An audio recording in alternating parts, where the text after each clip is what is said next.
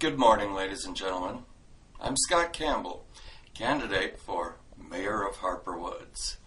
It's about 5:30 a.m. right now on Wednesday, September 28th, and I'm preparing to go into Harper Woods Court to face charges of trying to move into my own home that I bought with my own money.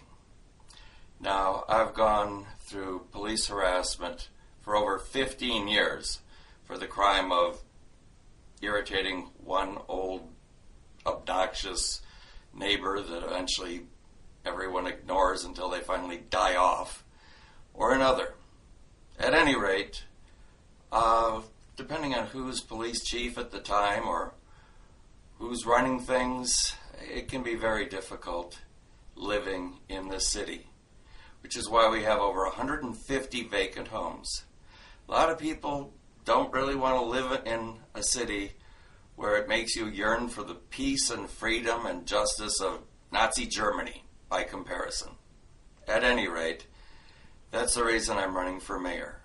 As it is, the current city council and mayor tried cheating us out of our own fire department while cheating the fire department itself out of their jobs, in spite of the fact that the highest paid city manager in all of Michigan admitted that it wouldn't save a single penny to get rid of the fire department.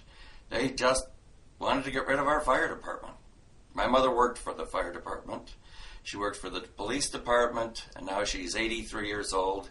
And now, unfortunately for her, I'm running for mayor, and they're beginning to harass her. At any rate, I'm not disappearing. I'm not backing down. Those three fat goons who attacked me on Sunday are not getting away with it like so many people have here in Harper Woods in the past with their mob violence and their ganging up on people.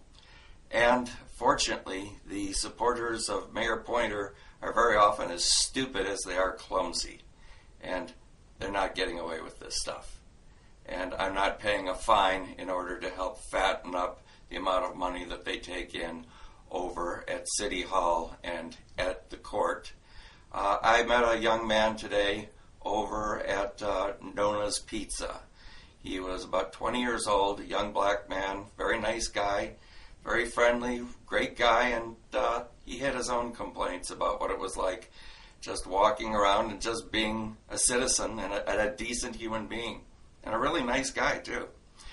At any rate, I am the one, by the way, who did notify the press when our city council decided to make it illegal to be under the age of 18 and be outside of your own home from 8 o'clock onward a week before Halloween. The excuse was we had too many foreigners or too many non-residents out. So anybody who looked like they weren't over 18 were going to be picked up by the police, and they had to prove where they were, why they were outside of their own home, and just generally run martial law. And this stuff was nuts. I knew it was nuts when they suggested it. I knew it was nuts when they voted it in, almost unanimously. And I'm the one who got hold of the newspapers and the TV stations. And after that particular little ordinance got in front of the light of day, they had to rescind it because a lot of things here happen in Harper Woods that are against state and federal law. There are a lot of laws and ordinances on the book here in Harper Woods that are insanely discriminatory and, like I said, fascist is unkind to the fascists who typically weren't this nuts. This is not a condo association. It's not a gated community.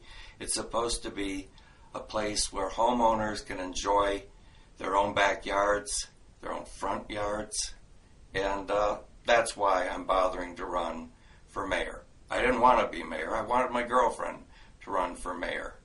But seeing what I've gone through and the fact that I'm going in a little later today for CAT scans from the attacks I faced on Sunday, I guess I'm glad that she didn't decide to run for mayor. But I faced bullies, morons, and jerks before, and it's going to take ones that are a little smarter and a little more capable than the ones who attacked me recently.